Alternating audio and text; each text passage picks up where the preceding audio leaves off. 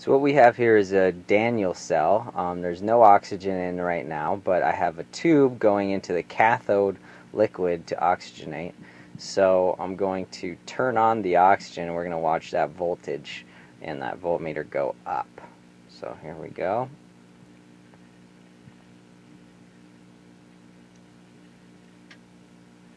Alright, there it starts bubbling. So our voltage is going up.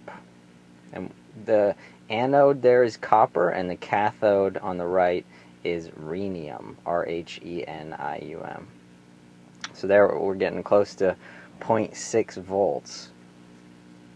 That makes sense because oxygen's oxidation potential is about 0.69. So it should give us, should at least give us 0.69 if that was a perfect oxygenation setup there. And that salt bridge is just a rolled up napkin doused in hydrochloric acid, and the electrolyte on both sides is a 34% hydrochloric acid. And so now the gas is off and we're watching the voltage go back down to where it normally is.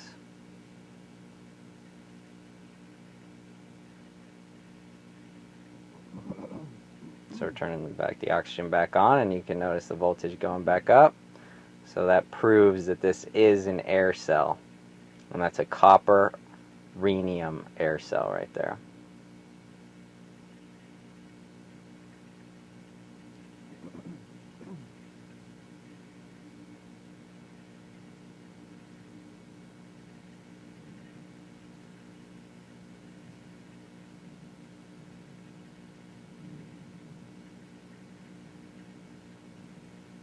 So I'm repositioning the rhenium cathode, and we're back up to 0.5. So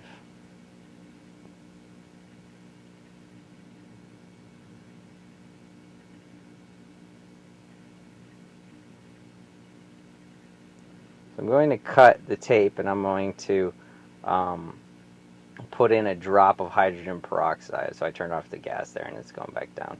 I'm going to put in a drop of hydrogen peroxide, and that's really going to bump the voltage up. So it looks like right there the hydrogen peroxide has been added.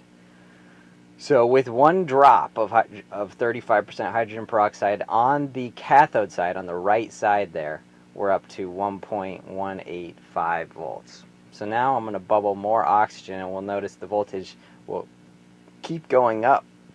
And so to me that means that the oxygen gas is combining with the hydrogen radicals from the hydrochloric acid in the presence of H2O2 as the catalyst, and that's creating more H2O2. So the H2O2 that's already there is catalyzing the formation of new H2O2 from just acid and oxygen. So that's what I believe is happening,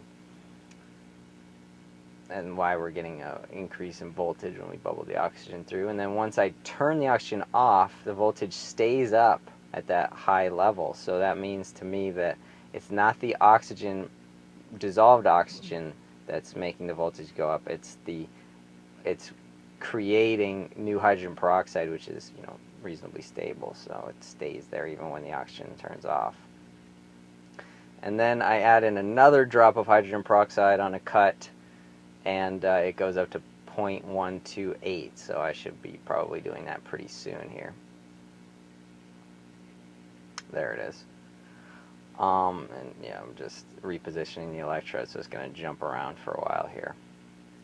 But so it does seem like hydrogen peroxide is required to get the high voltage. And you know, the only way I can really create hydrogen peroxide on demand with a gas is ozone gas. So, you know, if I were to run the oxygen gas through an electrical arc, you know, a spark basically, I could turn the oxygen gas into ozone before it bubbles in, and that would create hydrogen peroxide. And even the ozone is a better oxidizer than hydrogen peroxide, so ozone itself would give a higher voltage than just hydrogen peroxide.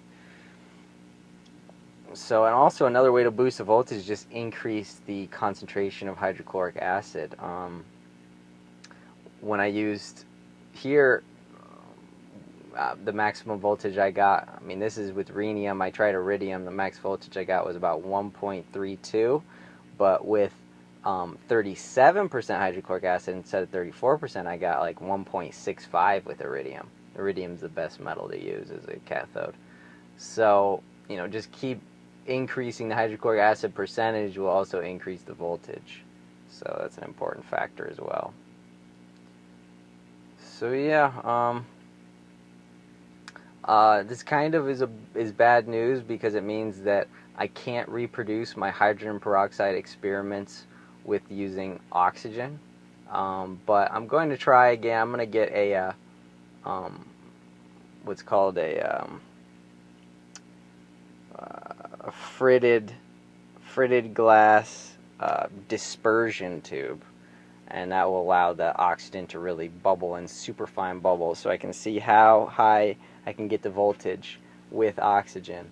I'm assuming I would only be able to get the voltage up to about 0.7, maybe 1 volt if I'm really lucky, but to get the maximum voltage, you know, I need a stronger oxidizer than the oxygen gas is what I'm assuming. So I'm assuming that I'm going to need to somehow convert this oxygen to ozone before it goes in the water, or just use actual hydrogen peroxide instead of oxygen. So instead of gas, I would be having like a drip, and you know, drips are more difficult to control than gas, so I really hope that I can have an oxidizing gas. I mean, other options would be chlorine gas or things like that, but that's just not easy to acquire that.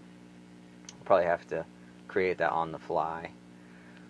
So anyway, this is an air battery. So this is a demonstration of how an air battery works, why it works, and really why it works is because the oxidizer is pulling electrons from the cathode, and when the cathode is having electrons pulled from it, that means that the anode will be electrons will be pulled up from the anode. So, you know, it's like this.